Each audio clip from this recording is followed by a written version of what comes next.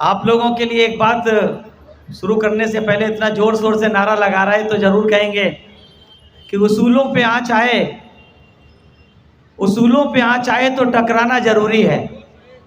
उसूलों पे आँच आए तो टकराना जरूरी है। जो जिंदा हो तो जिंदा नजर आना जरूरी है।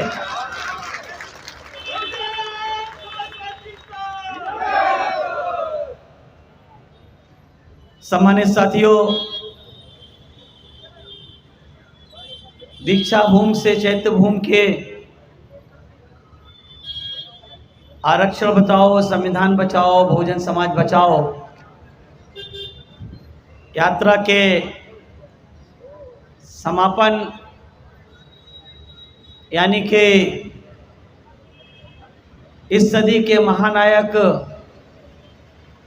मानव श्री कांसीराम साहब के 18वें परिनिर्वाण दिवस पर यहाँ पर एकत्रित हुए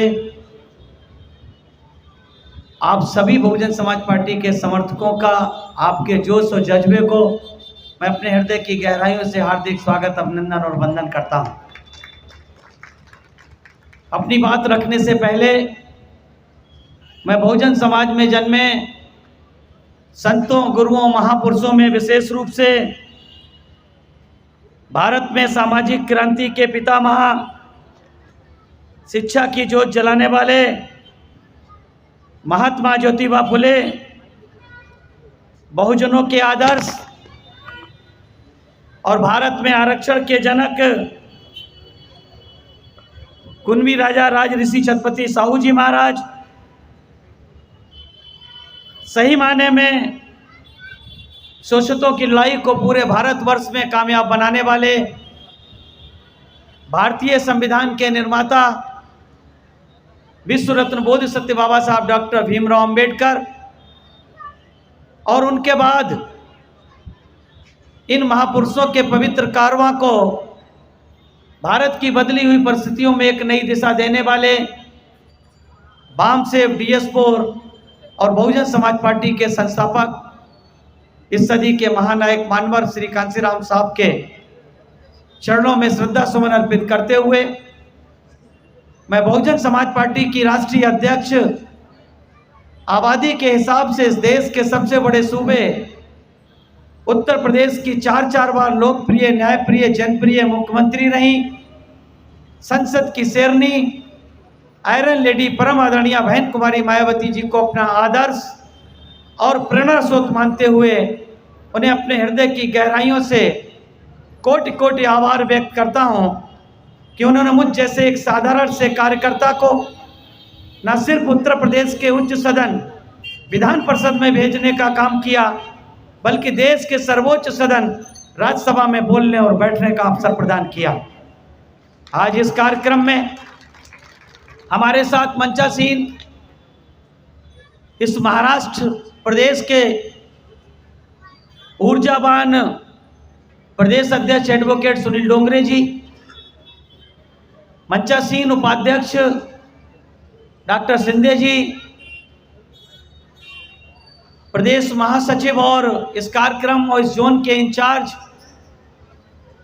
भाई किरण अल्लाट जी, प्रदेश महासचिव कालूराम चौधरी जी,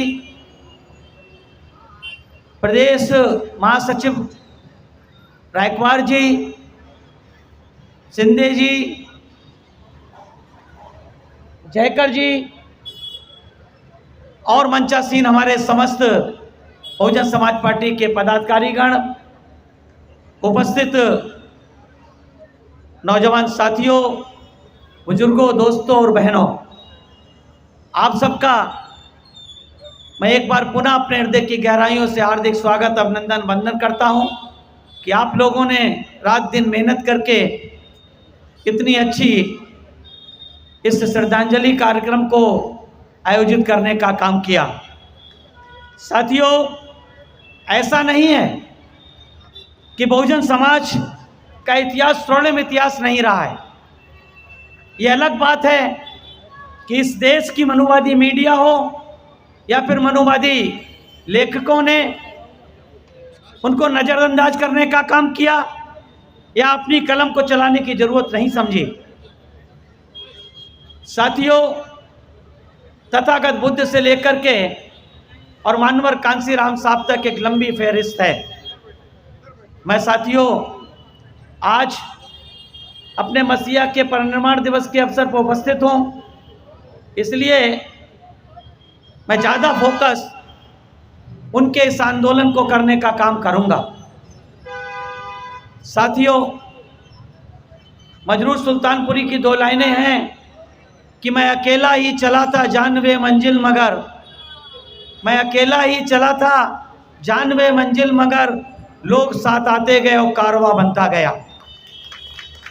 ये मजरूर सुल्तानपुरी साहब की ये लाइनें मानवर श्री कांसीराम साहब के संघर्ष पे 100% फिट होती है। मानवर कांसीराम साहब ने 6000 से ज़्यादा जातियों में बटे हुए बहुजन समाज को कश्मीर से लेकर के कन्याकुमारी तक, पोरबंदर से लेकर कोहिमा तक जो तिरस्कृत और बिखरा हुआ समाज था, और ख़ास तौर से बाबा साहब के 6 दिसंबर 1956 के परिनिर्वाण के बाद जो बहुजन समाज लीडरलेस हो गया था, नेतृत्वहीन हो गया था, उस नेतृत्वहीन समाज को मानवर श्री कांसीराम साहब ने उन्हें एक नेतृत्व, एक मजबूत नेतृत्व प्रदान करने का काम किया। और साथियों, जो फुले साहू अम्बेडकर का 108 वर्ष लंबे संघर्ष का जो पौधा महाराष्ट्र की जन्म बाबा साहब की जन्मभूमि, बाबा साहब की कर्मभूमि महाराष्ट्र में सूखने के कगार पे था, मानवर श्री कांसीराम साहब 1971 में जब बाबा साहब के लेफ्टिनेंटों ने, बाबा साहब के अनुयायियों ने, जो अपने आप को बाबा साहब का सच्चा वारिस कहते थे या बाबा साहब की परिकल्पना वाली पार्टी आरपीआई के नेता कहते थे, जब उन्होंने उस 108 वर्ष लंबे संघर्ष को उस कांग्रेस पार्टी के पैरों में गिरवी रखने का काम किया, जिस कांग्रेस पार्टी ने बाबा साहब को पूरे जीवन भर चैन से रहने देने का काम नहीं किया। साथियों, उस पार्टी को 1971 की घटना आप लोगों के ज्ञान संज्ञान में होगी। साथियों, मैं बहुत लंबे चौड़े में नहीं बताऊंगा, लेकिन इतना जरूर बताऊंगा कि संत गाडगे धर्मशाला पुणे के अंदर जब कांग्रेस के नेता मोहन धारिया और आरपीआई के नेता दादा साहब गायकवाड़ के बीच जब साथियों पार्लियामेंट के चुनाव के लिए समझौता हुआ था, तो साथियों 521 पार्लियामेंट सीटों में से 520 कांग्रेस के खाते में, अर्थात गांधी के बच्चों के हिस्से में गई थी, और एकमात्र सीट बाबा साहब के बच्चों के हिस्से में गई थी। साथियों, इससे ज्यादा बाबा साहब के आंदोलन के साथ धोखा क्या हो सकता था? क्यों धोखा था साथियों? क्योंकि बाबा साहब ने तो कहा था इसी महाराष्ट्र की धरती पर कि जाओ अपनी दीवारों पे लिख लो, तुम एक ना एक दिन इस देश के हुक्मरान समाज बनोगे। अगर साथियों 521 में से एक सीट पे अगर हमारा समाज लड़ेगा, या आज 543 में से 3 सीट पे अगर हमारा समाज के लोग चुनाव लड़ने का काम करेंगे, तो इस देश के हुक्मरान समाज कैसे बन सकते हैं? साथियों, भारत के महान साइंटिस्ट कहे जाने वाले, भारत के समाज विज्ञानी कहे जाने वाले मानवर श्री कांसीराम साहब, अगर हम ये कहें कि कांसीराम करिश्माई राजनीति रहे, तो साथियों इसमें कोई अतिशयोक्ति नहीं है। उन्होंने इस आंदोलन को, उन्होंने बाबा साहब के आंदोलन को, फुले साहू अम्बेडकर की विचारधारा को, उनके संघर्ष को अपने दिल और जान में बैठाने का काम किया। और जब उन्होंने ये कृत्य देखने का काम किया, तो उनको लगा कि बाबा साहब के अनुयायी, बाबा साहब के मानने वाले महाराष्ट्र में हो सकत नहीं की रट लगाए बैठे हुए हैं, हो सकत नहीं की रट लगाए हैं। वो बाबा साहब के आंदोलन को आगे बढ़ाने का काम नहीं कर रहे हैं, बल्कि अपने और अपने परिवार को ऐसो आराम देने का रास्ता ढूंढने का काम कर रहे हैं। वो जय भीम तो बोलते हैं, सर झुका करके गांधी के चरणों में जाने का काम करते हैं। साथियों, आज आपके सामने है, आज भी।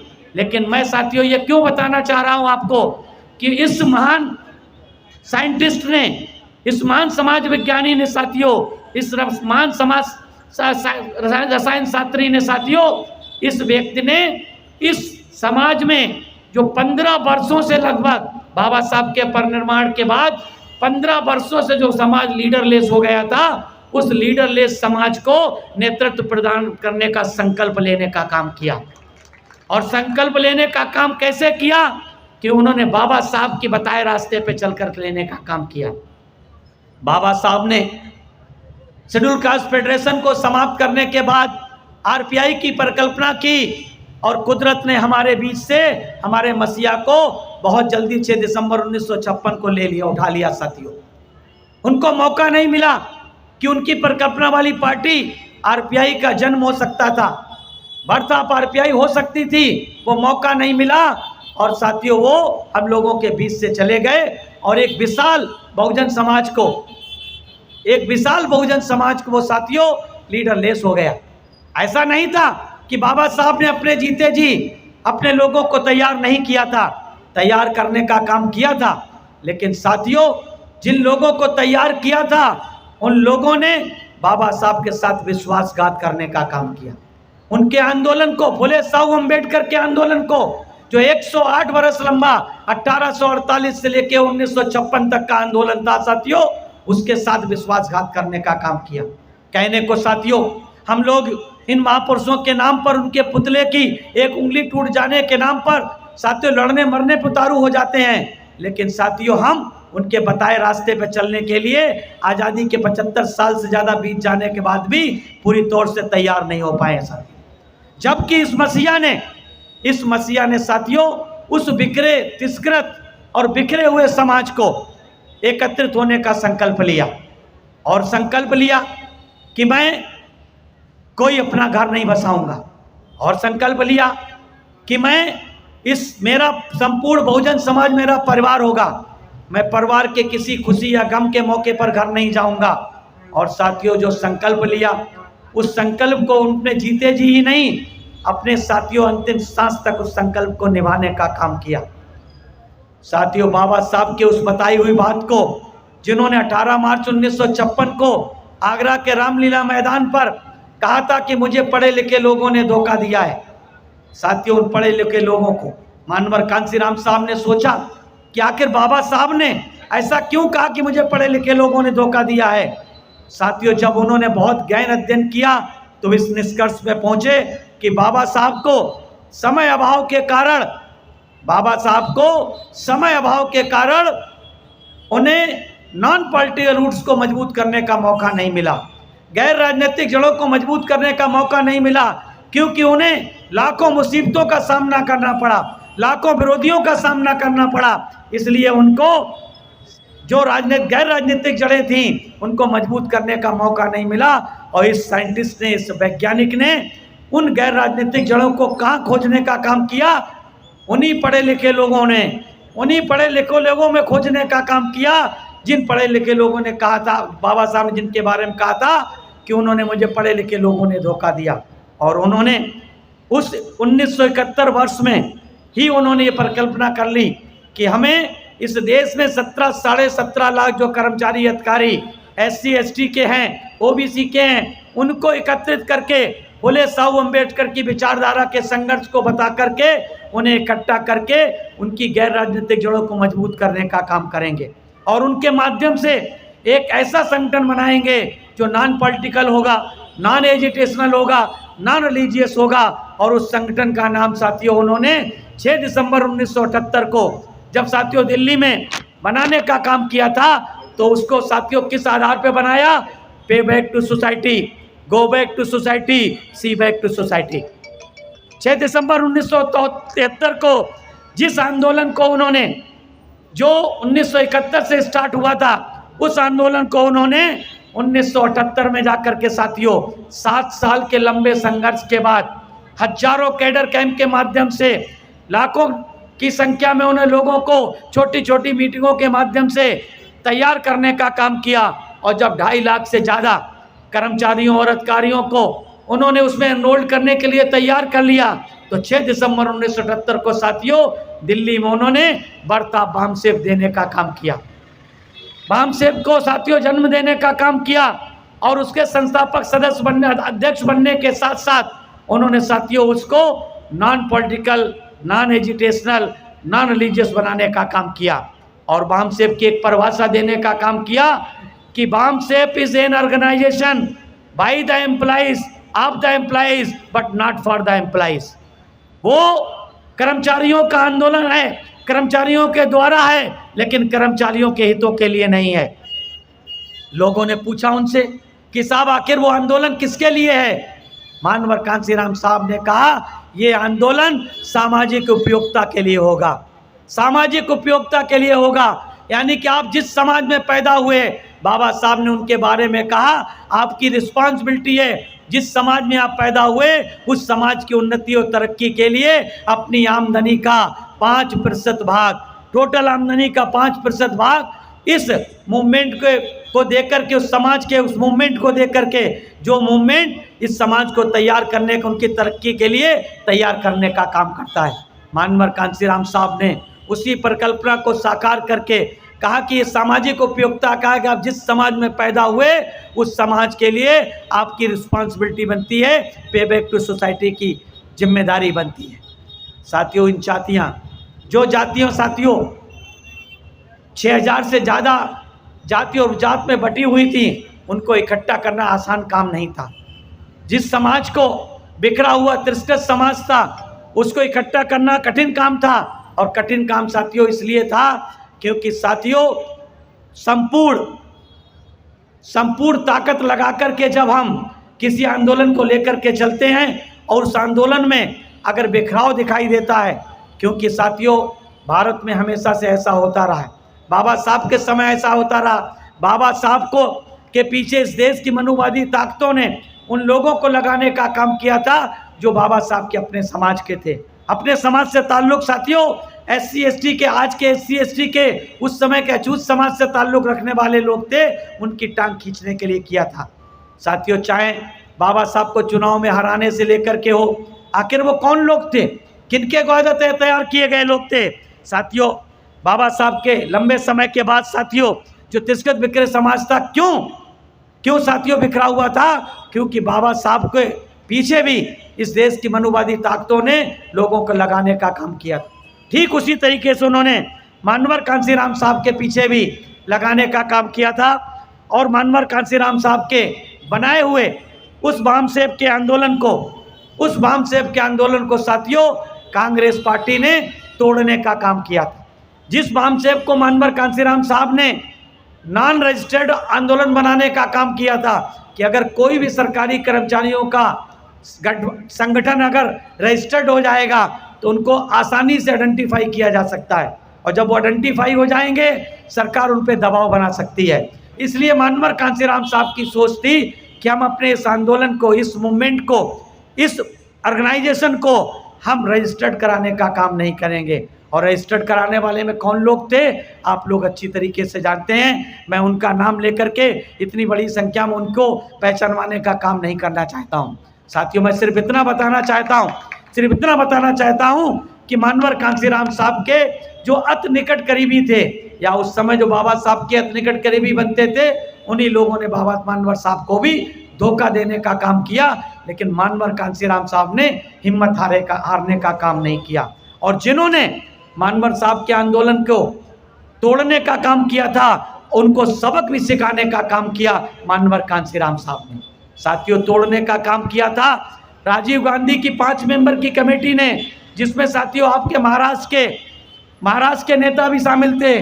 लेकिन मानवर कांसीराम साहब ने जब 1989 में 14 अप्रैल 1984 को जब बामसेब DS4 से होते हुए बहुजन समाज पार्टी की स्थापना करने का काम किया था, साथियों किस नारों के साथ किया था? 14 अप्रैल 1984 को लाल किला के मैदान में साथियों लाखों की संख्या में मानवर श्री कांसीराम साहब, उनकी परम शिष्य आदरणीय बहन जी ने जब बहुजन समाज पार्टी को बढ़ता बामसेब, बढ़ता BSP देने का काम किया था, BSP को साथियों घोषणा करने का काम किया था, तो किन नारों के साथ किया था कि वोट हमारा राज तुम्हारा। हमारे अभी एक साथी ने नारा लगाया था कि वोट हमारा राज तुम्हारा, जिसकी जितनी संख्या भारी, जो बहुजन की बात करेगा। अब बहुजन की बारी है 21वीं सदी, अब बहुजन की बारी है। वोट से लेंगे CM PM, आरक्षण से लेंगे SP DM, मंडल आयोग लागू करो, ये साथियों 14 अप्रैल 1994 हुए वो नारे थे जो उस समय भारत की फिजाओं में गूंज रहे थे, बहुजन समाज के दिलों में वास कर रहे थे। लेकिन इन नारों को हकीकत करने का संकल्प मानवर कांसीराम साहब उनकी टीम ने लेने का काम किया था। परम असमानता को परम समानता में बदलने का संकल्प इस सदी के महानायक मानवर कांसीराम साहब ने लेने का काम किया था। साथियों, वो असमानता जो जात और उपजात में बटे हुए लोग थे, 6,747 से ज़्यादा जातियों में बटे हुए लोग थे, उन लोगों को जो साथियों बिखरे हुए लोग थे उनको इकट्ठा करना आसान काम नहीं था। परम असमानता को परम समानता में कौन बदल सकता है? साथियों, सदी का महानायक ही बदल सकता है। और साथियों, उन्होंने बदलने का काम किया। न सिर्फ बदलने का काम किया, जो लोग ये कहा करते थे कि सफल हो सकत नहीं, मानवर कांसीराम साहब ने कहा था फुले साहू अम्बेडकर की विचारधारा का आंदोलन सफल भी हो सकता है, इससे आमदार भी बन सकते हैं, इससे खासदार भी बन सकते हैं, इससे मंत्री भी बन सकते हैं, इससे चीफ मिनिस्टर भी बन सकते हैं। ये मानवर कांसीराम साहब ने करके दिखाने का काम किया।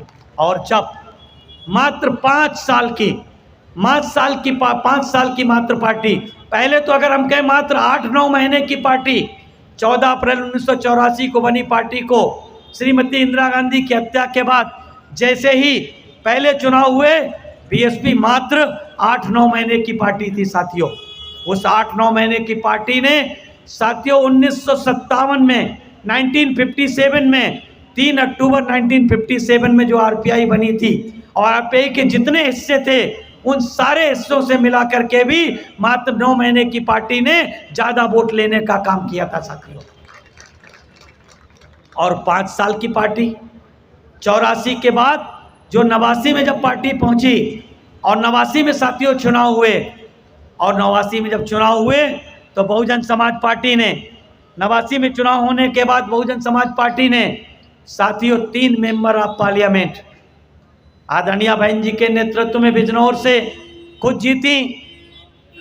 हमारे आजमगढ़ के साथी बैठे होंगे, आजमगढ़ की से साथियों यादव जी को जिताने का काम किया, और साथियों पंजाब से लाखा जी को बहुजन समाज के साथियों ने जिताने का काम किया, और 13 एमएलए उत्तर प्रदेश से जिताने का काम किया।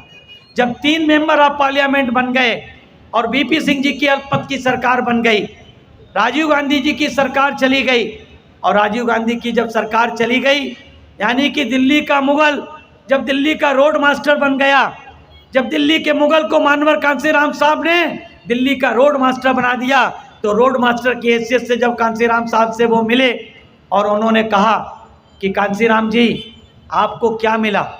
आपके 3 मेंबर ऑफ पार्लियामेंट जीते, मेरे 73 हरा दिए, आपने मेरे 73 हरा दिए। अगर आप मेरे साथ होते तो आपके 30 जीत जाते, मेरी सरकार बन जाती। उन्होंने कहा कि हमें पहले आप ये बताओ कि आपने हमारे बामसेब को कैसे तोड़ने का काम किया, कैसे तोड़ने का काम किया।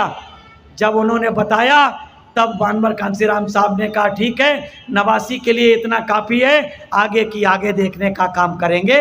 और साथियों, तब जो अपमान बाबा साहब के अनुयायियों ने 71 में पूना के संत घाट के धर्मशाला महाराष्ट्र में अपमान झेलने का काम किया था, उस अपमान का बदला लेने के लिए मानवर श्री कांसीराम साहब ने 1996 में उसी कांग्रेस के साथ उत्तर प्रदेश की 425 विधानसभा वाली में साथियों गठबंधन करने का काम किया। मानवर कांसीराम साहब ने उस कांग्रेस को घुटनों ला करके साथियों उन्होंने 425 में से 300 सीटों पे बाबा साहब के हिस्से में आई, और 125 सीटें सिर्फ गांधी के हिस्से में, वो भी तब देने का काम किया जब उनको 2000 से ऊपर वाली सभी सीटें दान में देने का काम कर दिया। साथियों, अगर फार्मूले के हिसाब से जो जहां पे पिछले चुनाव में जीता था, अगर वैसे उनसे साथ समझौता होता तो कांग्रेस को मात्र 34 सीटें हिस्से में आती। लेकिन बाबा मानवर साहब का ये बड़प्पन था, उन्हें 1971 का बदला लेना था, इसलिए उन्होंने कांग्रेस के साथ समझौता किया और कांग्रेस को ऑक्सीजन देने का काम किया ताकि भारतीय जनता पार्टी बेलगाम ना हो जाए, भारतीय जनता पार्टी बेलगाम ना हो जाए। इसलिए मानवर साहब हमेशा ये कहा करते थे, जब केसरी जो कांग्रेस के अध्यक्ष होते केसरी हुआ करते थे, नरसिम्हा राव जी ने कहा कि भाई हम आपके साथ मिलकर के चलना चाहते हैं, और केसरी ने कहा कि हम कांग्रेस को मजबूत करना चाहते हैं और पहले की तरह मजबूत करना चाहते हैं। तो साथियों जानते हो उस मसीहा ने क्या कहा?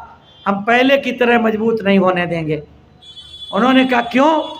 क्योंकि हम कांग्रेस हो, चाहे भारतीय जनता पार्टी हो, चाहे जनता दल हो, ये कोई 200 सीट तक पहुंच जाएं केंद्र में, हमें कोई दिक्कत नहीं है, लेकिन 200 से ऊपर हम इनको नहीं जाने देंगे, क्योंकि हम केंद्र में जब तक बहुजन समाज को मजबूत नहीं कर देते, तब तक बहुजन समाज को मजबूत नहीं कर देते, तब तक हम इस देश में मजबूत नहीं मजबूर सरकारें बनाना चाहते हैं। मजबूर सरकार क्यों मजबूर सरकारें बनाना चाहते हैं? अगर ये मजबूर सरकारें होंगी तो ये बहुजन समाज के लोगों का ख्याल रखने का काम करेंगी। साथियों ध्यान रखने का काम करेंगे, इसलिए वो मजबूर सरकारें चाहते थे, इसलिए वो चाहते थे कि जल्दी जल्दी चुनाव हो। तमाम मीडिया ने उनसे कहा, तमाम मीडिया के लोगों ने उनसे कहा कि कांसीराम जी आप तो अपॉर्चुनिस्ट हैं, आप तो मौका परस्त हैं, कभी कांग्रेस के साथ, कभी बीजेपी के साथ, कभी बीपी सिंह के साथ। उन्होंने कहा हाँ मैं अपॉर्चुनिस्ट हूँ, मैं मौका परस्त हूँ, और जहाँ मौके नहीं होते हैं वहाँ मैं मौके बनाने का काम करता हूँ। मैं मौके की तलाश में रहता हूँ, जहाँ मौके नहीं होते वहाँ मैं मौके बनाने का काम करता हूँ। क्यों बनाने का काम करता हूँ? क्योंकि मुझे इस देश के बहुजन समाज को इस देश का हुक्मरान समाज बनाना है, इसलिए मैं मौके की तलाश में रहता हूँ। उनसे पूछा कि आपने पूरा भारत देश घूम लिया? उन्होंने कहा भारत देश नहीं, पूरा भारतवर्ष घूम लिया। भारत देश नहीं घूमा, भारत देश तो मैं तब घूमूंगा जब इस देश का बहुजन समाज, इस देश का हुक्मरान समाज बनेगा। उन्होंने कहा भारत, अगर आपकी सरकार बनती है तो आप किस तरह का भारत चाहते हैं? तो मानवर श्री कांसीराम साहब ने कहा मैं सम्राट अशोक के सपनों का भारत चाहता हूं, जहां सर्व समाज के लोगों को मान सम्मान और सम्मान से जीने का अधिकार हो। साथियों मानवर कांसीराम साहब की परम शिष्या, जो आज बहुजन समाज पार्टी की राष्ट्रीय अध्यक्ष है, जिन्होंने देश के सबसे बड़े सूबे उत्तर प्रदेश में 1-2 बार नहीं 4 बार मुख्यमंत्री बनकर के इतिहास रचने का काम किया है। साथियों ऐसा नहीं है, मानवर कांसीराम साहब एक साइंटिस्ट थे, वो साइंटिस्ट थे और उन्होंने फुले साहू अम्बेडकर के हर आंदोलन से एक छोटी छोटी बात से भी सबक लेने का काम किया था। मानवर कांसीराम साहब ने बाबा साहब के परिनिर्वाण के बाद का वो 15 वर्षों का लीडरलेस समाज भी देखा था, नेतृत्वहीन समाज भी देखने का काम किया था, और वो तब उस निष्कर्ष पे पहुंचे थे कि बाबा साहब को समय अभाव के कारण अपना उत्तराधिकारी नहीं बना करके गए, अपना उत्तराधिकारी घोषित नहीं कर पाए थे।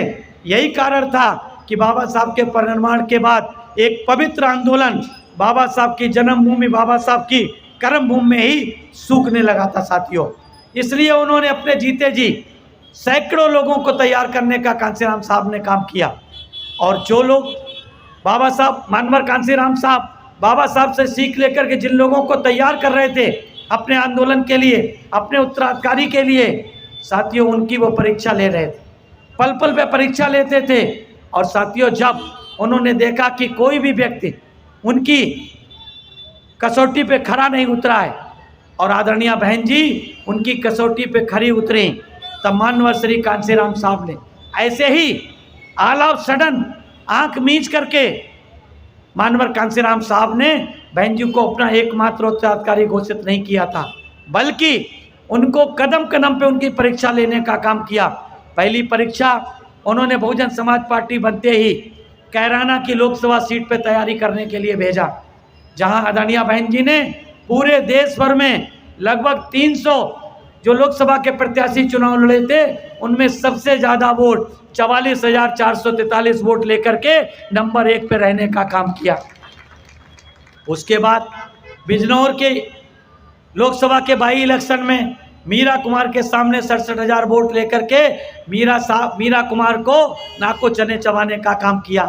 और साथियों उसके बाद 1987 में हरिद्वार के बाई इलेक्शन में बहन जी ने मानवर कांसीराम साहब की, जब वहाँ के प्रत्याशी कांग्रेस के प्रत्याशी की मृत्यु हो गई, वो इलेक्शन सीट खाली हो गई, मानवर कांसीराम साहब ने माननीय बहन जी से कहा कि आप जाके वहाँ तैयारी कीजिए, आपको भाई इलेक्शन लड़ना है। साथियों, कांग्रेस का प्रत्याशी था और जनता पार्टी की तरफ से यानी संयुक्त विपक्ष का प्रत्याशी था साथियों रामविलास पासवान थे, जो पहले एमपी में रह चुके थे। वो संयुक्त विपक्ष के प्रत्याशी थे और मानवर कांसीराम साहब ने अपनी इस परम शिष्या आदरणीय बहन जी को हरिद्वार से लड़ाने का काम किया।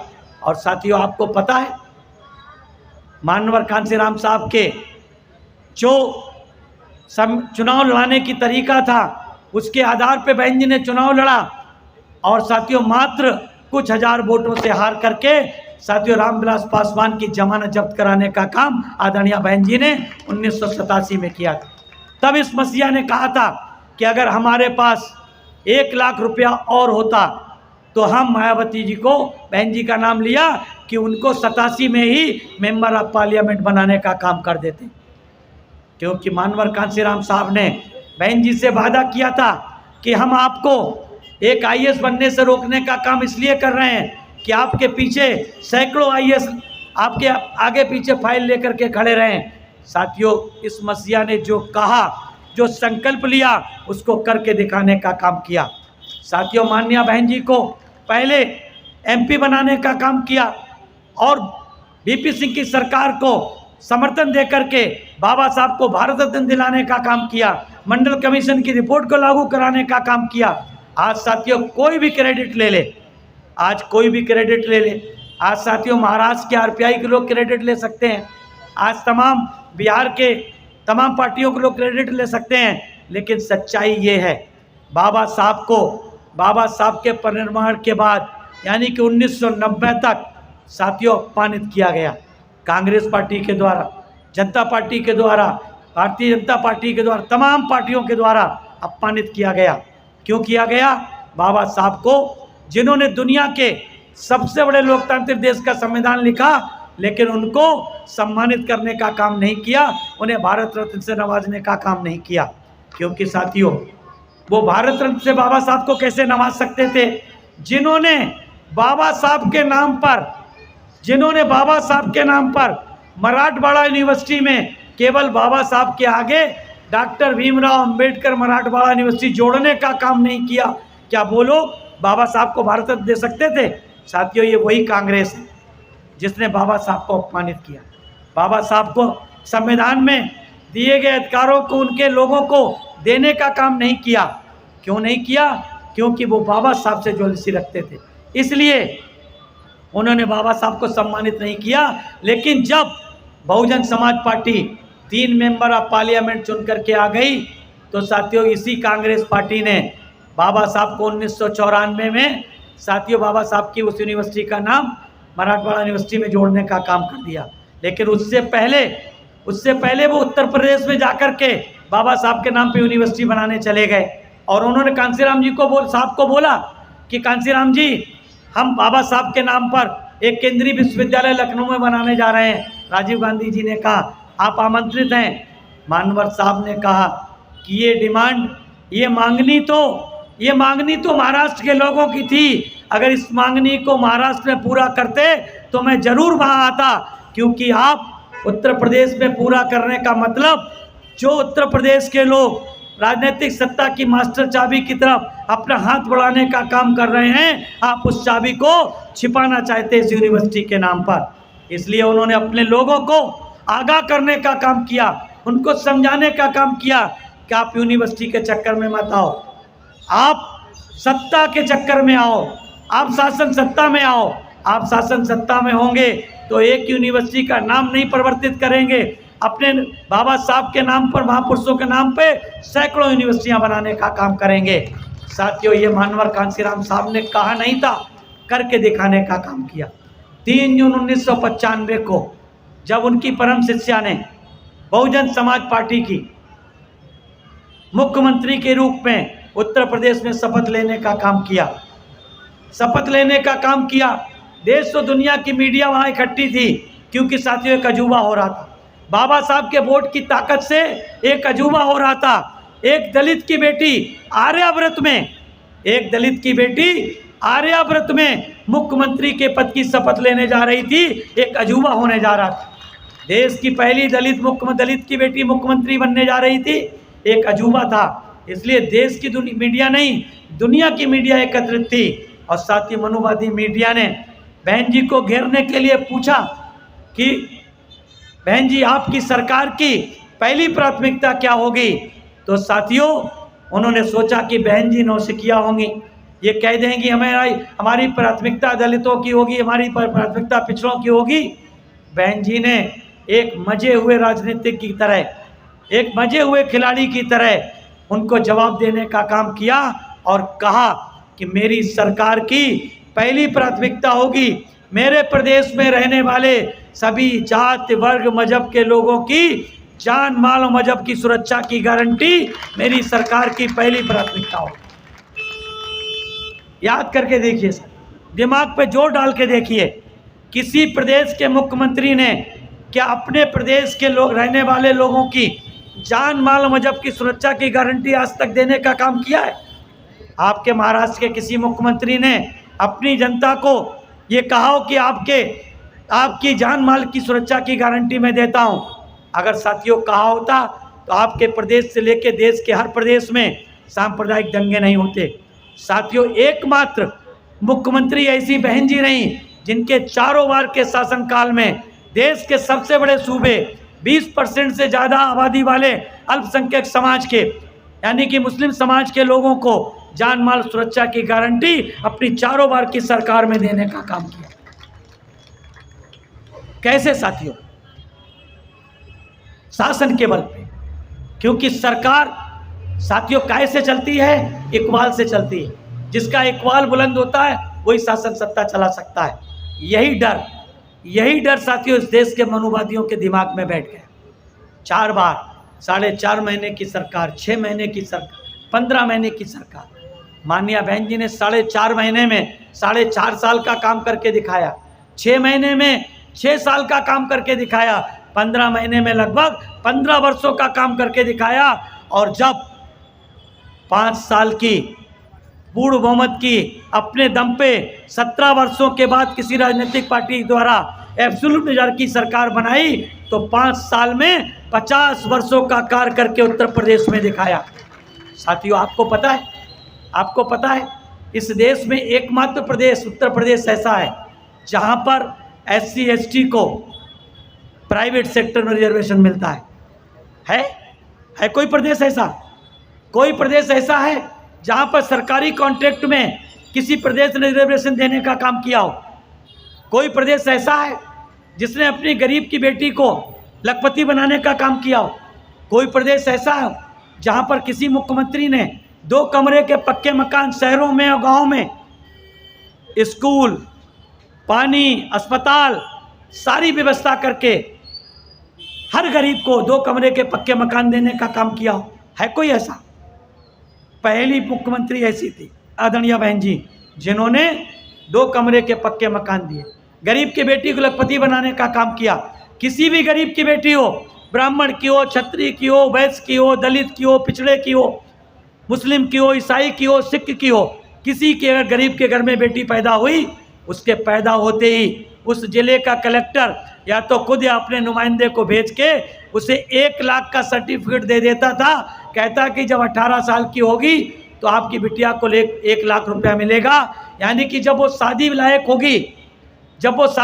होगी तो वो शादी करने के लिए उसका बाप कहीं हाथ नहीं फैलाएगा, उसकी बेटी खुद लखपति बिटिया होगी साथियों। और उसको आसानी से कोई भी ब्याहने को तैयार हो जाएगा। जो साथियों बेटी जब पैदा होती गरीब के घर में तो बाप के कंधे झुक जाते हैं और माँ की नज़रें झुक जाती हैं। माँ की नज़रें इसलिए झुक जाती हैं कि उसके परिवार के लोग उसको ताने देते हैं कि इसने बेटी को जन्म दे दिया। क्योंकि भारत एक ऐसा देश है जहाँ की कुरीतियों के कारण, जहाँ की विडंबनाओं के कारण बेटी को पैदा होते ही मार देने की परंपरा हो, उस देश के एक प्रदेश में बेटी गरीब की बेटी को पालने के लिए 1 लाख रुपया पैदा हुई देने का काम करें तो साथियों अपने आप ही बेटी बचाओ का नारा अपने आप फलीभूत हो जाएगा साथियों। लेकिन इस देश में जिन लोगों ने बेटी बचाओ बेटी पढ़ाओ का नारा लगाया उतना पैसा बेटी बचाने पे और बेटी पढ़ाने पे खर्च नहीं किया जितना अपना फोटो अखबार में छपवाने में खर्च किया। जितना पैसा उन्होंने अखबार में छपवाने में, टीवी में चलवाने में खर्च किया, उतना पैसा उन्होंने बेटी बचाने और बेटी पढ़ाने में खर्च नहीं किया। लेकिन बहन जी ने कहा नहीं, प्रचार नहीं किया, लेकिन बेटी को बचाने के लिए लखपति बनाने का काम किया, बेटी को पढ़ाने के लिए 25,000 रुपये और एक साइकिल देने का काम किया। ऐसी नेता साथियों आदरणीय बहन जी किसकी शिष्या थी? मानवर श्री कांसीराम साहब की शिष्या हैं, जिन्होंने सैकड़ों लोगों को तैयार करने की कोशिश की। जब कोई खरा नहीं उतरा तो साथियों उन्होंने दिसंबर 2000 में लखनऊ के लक्ष्मण झूला मैदान में अपना एकमात्र उत्तराधिकारी आदरणीय बहन जी को घोषित करने का काम किया। और बहन जी ने सिर्फ अपने उत्तराधिकारी को जो उन्हें घोषित किया, न सिर्फ उस पर खरी उतरने का काम किया, बल्कि बानवर साहब के परिनिर्वाण के बाद उनके पहली पूर्ण बहुमत की सरकार बना करके पूरे देश में साथियों नाम रोशन करने का काम आदरणीय बहन जी ने किया। इसलिए साथियों आज आप लोग यहाँ पर इकट्ठे हुए हैं, मेरा आप लोगों से निवेदन है कि 108 बरस लंबा ये जो संघर्ष था हमारे इन महापुरुषों जिस पे हम लोगों ने माल्यार्पण किया, इन महापुरुषों के 108 बरस लंबे संघर्ष को इस सदी के महानायक ने साथियों बुलंदियों पे पहुंचाने का काम किया, बुलंदियों पे पहुंचाने का काम किया। इस सदी के महानायक साथियों उस आंदोलन को कुचलने के लिए, उस आंदोलन को तोड़ने के लिए इस देश के मनुवादियों ने समय समय पर चाल चलने का काम किया। साथियों मैं आप लोगों को पूछना चाहता हूँ, संविधान एवं आरक्षण के नाम पर, संविधान और आरक्षण के नाम पर कौन आप लोगों को डराता है? कौन पार्टियां हैं जो आपको डराने का काम करती हैं? कौन वो पार्टियां हैं जो अल्पसंख्यकों को, भारतीय जनता पार्टी को सरकार में आने का डर दिखा करके आपका वोट लेने का काम करती हैं? साथियों आप लोग अच्छी तरीके से जानते हैं, उनकी पोल खुल गई है। वो लोग साथियों आपके बाबा साहब का संविधान बचाने की बात कर रहे हैं। जब 2000 में अटल बिहारी वाजपेयी जी की सरकार ने संविधान समीक्षा आयोग बनाने का काम किया था, यही कांग्रेस के मुंह से साथियों 2 शब्द नहीं निकले थे संविधान के लिए। साथियों यही कम्युनिस्ट पार्टियां, यही समाजवादी पार्टियां, यही समाजवादी दल के लोग साथियों 1 शब्द नहीं बोले थे। तब भी साथियों इस सदी के महानायक मानवर कांसीराम साहब ने बहुजन समाज पार्टी के नेतृत्व में अपना नेतृत्व देते हुए मानवर श्री कांसीराम साहब ने अध्यक्ष के रूप में पूरे देश में क्या नारा देने का काम किया था अटल बिहारी वाजपेयी के उस संविधान समीक्षा आयोग के रूप में कि संविधान के सम्मान में ये नारा उस समय साथियों लोगों ने पूरे देश में लगाने का काम किया था। मानवर साहब ने पूरे देश में सैकड़ों की संख्या में सेमिनार, सिंपोजियम, कैडर कैंप लेकर के लोगों को जागरूक करने का काम किया। और साथियों जब बड़े पैमाने पर आंदोलन हुआ बहुजन समाज पार्टी के नेतृत्व में, तो उस समय के महामहिम KR नारायणन जी ने सरकार से पूछा कि आखिर सरकार संविधान के किस अंग की समीक्षा करना चाहती है। उन्होंने बाबा साहब की उस बात को याद दिलाने का काम किया सरकार को, कहा कि सरकार को चाहिए, क्योंकि इस बाबा साहब ने कहा था कि संविधान कितना भी अच्छा क्यों ना हो, अगर उसको चलाने वाले लोग अच्छे नहीं होंगे संविधान विफल हो जाएगा। और संविधान कितना ही बुरा क्यों ना हो, अगर उसको चलाने वाले लोग अगर अच्छे होंगे तो निश्चित रूप से संविधान सफल होगा। इसलिए सरकार को सोचना पड़ेगा कि आखिर किस अंग की समीक्षा करना चाहते हैं।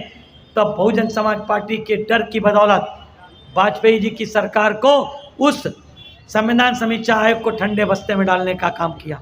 और कांग्रेस पार्टी कहती है, समाजवादी पार्टी कहती है, ये तमाम और समाजवादी लोग कहते हैं और तमाम साथियों लोग कहते हैं। साथियों बंगाल से ममता बनर्जी से लेकर के साथियों बिहार में तेजस्वी, उत्तर प्रदेश में अखिलेश यादव, साथियों तमिलनाडु में स्टालिन, या फिर तेलंगाना आंध्रा में साथियों अलग अलग लोग सबका, और पूरे देश में साथियों मोहब्बत की दुकान चलाने वाले लोग जो कहते हैं मोहब्बत की दुकान चलाते हैं, वो लोग एक किताब ऐसे जेब में लेकर के चलते हैं और कहते हैं ये संविधान है। पूछिए उनसे कि संविधान में कितने अनुच्छेद हैं, कितनी अनुसूचियां हैं, अगर बता दें तो जो बताओ मैं हार जाऊंगा। जिस संविधान को बचाने का काम करते हैं वो इसको बता दें, लेकिन नहीं बता पाए। वो सिर्फ आपको संविधान के नाम पर, आपके आरक्षण के नाम पे आपको डरा करके, बहका करके आपका वोट लेना चाहते हैं। और उन्होंने साथियों 2024 के लोकसभा के चुनाव में किया। लेकिन आप लोग शायद भूल गए, ये वही लोग संविधान बचाने की बात कर रहे हैं, ये वही लोग कर रहे हैं जिन्होंने आपके आरक्षण को कभी पूरा नहीं होने दिया। ये वही लोग हैं जिन्होंने, बहन जी ने उत्तर प्रदेश में प्रमोशन में रिजर्वेशन लागू कर दिया था। उत्तर प्रदेश के लोग यहाँ बैठे, बड़ी संख्या में बैठे हैं। उत्तर प्रदेश के लोग बड़ी संख्या में यहाँ पर बैठे हैं। उनको पता है कि उत्तर प्रदेश में देश का पहला ऐसा प्रदेश था उत्तर प्रदेश, जहाँ बहन जी ने प्रमोशन में रिजर्वेशन लागू करके जूनियर इंजीनियर को सीधा एक्सियन बना दिया था, नायब तहसीलदार को सीधा डिप्टी कलेक्टर बना दिया था, बाबू को सीधा ऑफिस का इंचार्ज बना दिया था, ऐसे करके प्राइमरी मास्टर को सीधा हेड मास्टर बना दिया था। ये काम बहन जी ने प्रमोशन में रिजर्वेशन देके किया था। और उसको चैलेंज करने का काम किसने किया था? ये समाजवादी पार्टी के लोग, जो संविधान बचाने की बात कर रहे हैं। अखिलेश यादव जी, पूछिएगा साथियों, आप अपने क्षेत्र में जाइए, समाजवादी पार्टी के लोग जब आपके बीच में आए संविधान आरक्षण बचाने की बात, उनसे पूछिएगा कि जब प्रमोशन में रिजर्वेशन की बारी आई थी तो आपकी सरकार और आप लोग, आपके लोग कोर्ट में गए थे प्रमोशन में आरक्षण के खिलाफ। फिर भी बहन जी ने राज्यसभा से उस बिल को पास करवा लिया था, कांग्रेस की यूपीए सरकार से दबाव बना करके, क्योंकि हमारे राज्यसभा में उस समय 18 मेंबर ऑफ पार्लियामेंट होते थे। 18 मेंबर ऑफ पार्लियामेंट के डर से यूपीए ने राज्यसभा में पास कर दिया। और जब लोकसभा में बारी आई तो बीजेपी, कांग्रेस और समाजवादी पार्टी, कम्युनिस्ट पार्टी सब इकट्ठे हो गए, सब इकट्ठे हो गए। और जब बिल पेश हुआ प्रमोशन में रिजर्वेशन का, अगर वहाँ साथियों पास हो जाता तो साथियों कोई भी कोर्ट प्रमोशन में रिजर्वेशन को चैलेंज नहीं कर सकता था। इसलिए साथियों ये लोग अंदर से इकट्ठे हो गए और उन्होंने कहा कि आप इस बिल के अड़ंगा डालने का काम करना। विपक्षियों से कहा, बीजेपी और समाजवादी पार्टी से, कम्युनिस्ट पार्टियों से कहा कि आप अड़ंगा डालने का काम करना, हम हाउस को भंग कर देंगे और ये बिल रुक जाएगा। और वही हुआ साथियों। जब हाउस में बिल आया तो समाजवादी पार्टी के 2 एमपी, एक साथियों दलित समाज से ताल्लुक़ रखता था, जो खुद बाबा साहब के संविधान की बदौलत मेंबर ऑफ पार्लियामेंट चुन करके आया था, एक क्षत्रिय समाज का साथियों आपके बलिया के, वो चंद्रशेखर जी के बेटे नीरज शेखर, उन्होंने साथियों उस बिल को फाड़ने का काम हाउस में किया था। वो किस पार्टी के सदस्य थे? किस पार्टी के सदस्य थे? समाजवादी पार्टी के सदस्य थे। और साथियों भारतीय जनता पार्टी मूक दर्शक बन के तमाशा देखने का काम कर रही थी। क्यों मैंने मूक दर्शक शब्द इस्तेमाल किया? आदरणीय बहन जी ने अभी बोला है, मैं अभी बताता हूँ। ये साथियों मूक दर्शक बने, तमाशा देख रहे थे, वो हल्ला कर रहे थे। और साथियों कांग्रेस ने क्या किया? उन सांसदों को, जिन सांसदों ने बिल जो हाउस की प्रॉपर्टी होती है उसको फाड़ने का काम किया, उसके एवज में अगर मीरा कुमार जी, जो कांग्रेस की उस समय लोकसभा की स्पीकर थी, वो चाहती, उनके अधिकार में था कि उन सांसदों को निलंबित कर देती, जो लोग गड़बड़ करते उनको निलंबित कर देती और हाउस को ऑर्डर में करके बिल को पास कराने का काम करती। लेकिन कांग्रेस तो चाहती नहीं थी। कांग्रेस ने बाबा साहब के खिलाफ जगजीवन राम को इस्तेमाल किया और साहब के खिलाफ उनकी बेटी को इस्तेमाल करके, बहन जी के खिलाफ उनकी बेटी को इस्तेमाल करके साथियों उन्होंने हाउस को एडजर्न कर दिया। और आज तक वो बिल ठंडे बस्ते में पड़ा हुआ है साथियों। आज तक प्रमोशन और रिजर्वेशन का बिल पास नहीं हुआ। भारतीय जनता पार्टी आ गई, अगर ये चाहती तो 10 साल से 11 साल से सत्ता में है, उस बिल को पास करा देती।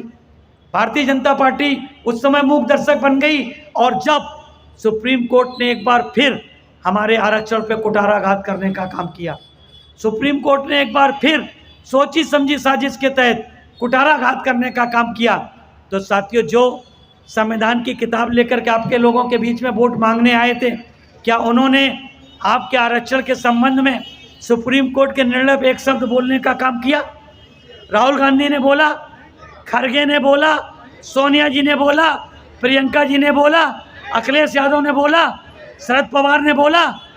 किसी ने नहीं बोला साथियों। नहीं बोला। अगर किसी ने बोला साथियों तो दुनिया की 8 शक्तिशाली महिलाओं में गिनी जाने वाली संसद की शेरनी आयरन लेडी परम आदरणीय बहन कुमारी मायावती जी ने बोला। और बोला नहीं, सिर्फ बोला नहीं, उन्होंने भारतीय जनता पार्टी की सरकार को और देश की साथियों सुप्रीम कोर्ट सबको चेतावनी का काम किया। अगर बहुजन समाज के आरक्षण पे कुठाराघात करने का काम किया तो ये बहुजन समाज चुप बैठने वाला नहीं है, सड़क पर उतरने का काम करेगा, जिसका नेतृत्व हमारी बहन कुमारी मायावती जी आदरणीय बहन जी करने का काम किया, उनको चेताने का काम किया। साथियों, लोकतंत्र में लाठी और डंडी से लड़ाई नहीं लड़ी जाती है। लोकतंत्र में लाठी और डंडे से लड़ाई नहीं लड़ी जाती है। लोकतंत्र में लड़ाई लड़ी जाती है अपने वोट की ताकत से। और बाबा साहब ने हमें भारत के संविधान में बराबर के वोट की ताकत दी है। 1 मैन 1 वोट, 1 वोट 1 वैल्यू, एक व्यक्ति एक वोट के एक मूल्य का सिद्धांत, जिसके बारे में बाबा साहब ने संविधान सभा में इस देश के हुक्मरानों को चेतावनी का काम किया था। और ये कहा था कि 26 जनवरी 1950 को हम विरोधाभास के युग में प्रवेश करने जा रहे हैं, जहां राजनीति में हमारे पास समानता होगी। राजनीति में हम एक व्यक्ति एक वोट के एक मूल्य के सिद्धांत को अपनाएंगे, लेकिन सामाजिक और आर्थिक जीवन में हम एक व्यक्ति एक मूल्य के सिद्धांत का खंडन करते रहेंगे। अगर हमने बहुत दिनों तक खंडन करने का काम किया, बहुत दिनों तक हमने इसको नज़रअंदाज करने का काम किया, तो जो लोग इससे प्रभावित होंगे वो उठ खड़े होंगे और इस लोकतंत्र के मंदिर को उखाड़ फेंकने का काम करेंगे। साथियों, वो समय आ गया है, वो समय आ गया है। आपको लाठी डंडे से लड़ने की जरूरत नहीं है। आज साथियों, हम सामाजिक और आर्थिक जीवन में तो समानता नहीं ला पाए। क्यों नहीं ला पाए साथियों? क्योंकि साथियों, आज हमारे वोट को धन्ना सेठ के पैसे के दम पे लूटा और खरीदा जा रहा है।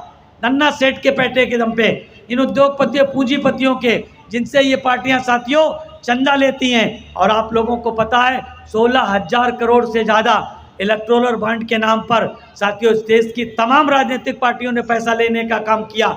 सिर्फ इस देश में एकमात्र राष्ट्रीय पार्टी ऐसी है, बहुजन समाज पार्टी, जिसने आज तक किसी भी राजनीतिक पार्टी के मुकाबले आज तक किसी भी धन्ना सेठ से, किसी उद्योगपति, किसी पूंजीपति से 1 रुपया चंदा लेने का काम नहीं किया है। वो है बहुजन समाज पार्टी। आज भी साथियों बहुजन समाज पार्टी अपने इन कार्यकर्ताओं के दम पर, जैसे आपने इस कार्यक्रम को आपस में बांट करके इस बढ़िया से कार्यक्रम को सफल बनाने का काम किया, ऐसे ही बहुजन समाज पार्टी को इस देश का बहुजन समाज के लोग अपने खून पसीने की गाढ़ी कमाई से, सदस्यता के माध्यम से, बहन जी के जन्मदिन के माध्यम पे, चुनाव के समय सहयोग के माध्यम से साथियों चलाने का काम करते हैं। साथियों, इन पार्टियों ने, ये पार्टियां साथियों किसके दम पे चलती हैं? उद्योगपति, पूंजीपतियों के दम पर चलती हैं। अडानी और अंबानी जैसे उद्योगपतियों के दम पे चलने का काम करती हैं। जैसा कि साथियों मुझे ज्ञात हुआ है, मैं जब आया तो ये धारावी, जहाँ साथियों पूरे देश के शायद ही कोई ऐसा जिला या कोई ऐसा गांव बचा हो जहाँ से धारावी में रहने वाला लोग पूरे देश से यहाँ ना रहते हों। साथियों, कश्मीर से लेकर कन्याकुमारी तक और पोरबंदर से कोहिमा तक के हर प्रदेश के लोग, हर जिले के लोग इस धारावी में रहते हैं। और मुझे लोगों ने बताया कि इस धारावी को भी साथियों इन्होंने उद्योगपति के हाथ में बेचने का काम कर दिया या किसी तरह से उनको देने का काम कर दिया है और यहाँ के लोगों को बेदखल करने का साथियों उन लोगों की तैयारी है। मैं साथियों आप लोगों को भरोसा दिलाता हूँ, ये साथियों चुनाव बहुत नज़दीक हैं, चुनाव बहुत नज़दीक हैं। अगर आप लोग अपने वोट की ताकत के दम पे, जो आप संख्या में 85% हैं, इस प्रदेश में नहीं, इस विधानसभा में नहीं, इस जिले में नहीं, इस देश में साथियों 85% संख्या बहुजन समाज की है। यानी कि आप लोग बहुसंख्यक हैं और वो लोग अल्पसंख्यक हैं और बताते हैं आपको अल्पसंख्यक। आप बहुसंख्यक हैं, आप बहुजन समाज के साथ जुड़े हैं। इसलिए साथियों आप अपने वोट की ताकत का इस्तेमाल साथियों बाबा साहब की असली पार्टी, साथियों नीला झंडा लेकर के, नीला पटका लेकर के बहुत से लोग आपके बीच में आएंगे, लेकिन साथियों ओरिजिनल और जीरोक्स में फ़र्क होता है, होता नहीं होता है? ओरिजिनल और जीरोक्स में फ़र्क है, ओरिजिनल फोटो स्टेट में फ़र्क है कि नहीं है? आपके महाराष्ट्र में नीला झंडा लेकर कितने लोग आते हैं? सैकड़ों की संख्या में आते हैं। लेकिन साथियों बाबा साहब का नीला झंडा कौन सा है? जिस झंडे में हाथी का चुनाव निशान है। हाथी का चुनाव निशान लेकर के कोई भी नीला झंडा आप लोगों के बीच में आए, कोई भी नकली आए, तो उसको असली झंडा दिखा देना कि असली झंडा ये है बाबा साहब का, इसलिए आप लोग यहाँ से चले जाइए। एक बार बाबा साहब की उस बात को ध्यान में रखते हुए कि बाबा साहब ने कहा था कि हमने आपको भारत के संविधान में बराबर के वोट का अधिकार दे दिया, अब उस वोट का इस्तेमाल, इसकी रक्षा करने की जिम्मेदारी आपकी है। आपको अपने वोट को उसी तरीके से रक्षा करनी है जैसे आप अपनी बहन बेटी की इज्जत आबरू की करते हैं। आप अगर अपनी बहन बेटी की इज्जत आबरू को लुटने और बिकने नहीं दे सकते हैं, वैसे ही अपने वोट को लुटने और बिकने नहीं देना चाहिए। साथियों, आने वाले विधानसभा के चुनाव में आप अपने वोट को लुटने और बिकने से रोक लेना। साथियों, आपकी धारावी को रोकने का काम बहुजन समाज पार्टी की राष्ट्रीय अध्यक्ष आदरणीय बहन जी करके दिखा देंगी। इस साथियों वादा करके जाता हूँ, आप जिता करके भेजिए, आप बैलेंस ऑफ पावर बना दीजिए। साथियों, इस विधानसभा में, बालिया में, इस महाराष्ट्र की विधानसभा में मैं दावे के साथ कहता हूँ ये सारी राजनीतिक पार्टियाँ आपके सामने घुटने टेकने का काम करेंगी। साथियों, मैं समझता हूँ कठिन कुछ भी नहीं है, कुछ भी साथियों कठिन नहीं है, अगर आप केवल हौसला रखने का काम करें। अगर साथियों आप हौसला रख लेंगे तो मैं समझता हूँ साथियों कि कोई भी दुनिया की ताकत आपको हराने का काम नहीं कर सकती है। आप साथियों सिर्फ और सिर्फ लड़ने का काम हिम्मत लगा के करिए, ताकत के साथ आगे बढ़िए।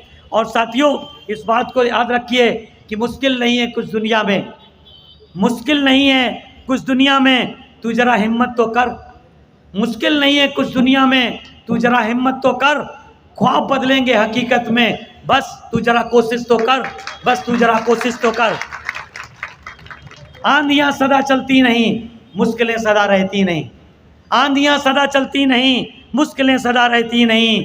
मिलेगी तुझे मंजिल तेरी, बस तू जरा कोशिश तो कर, बस तू जरा कोशिश तो कर। इन्हीं शब्दों के साथ मैं अपनी वाणी को विराम देता हूँ। साथियों, जय भीम, जय भारत, जय बहुजन समाज।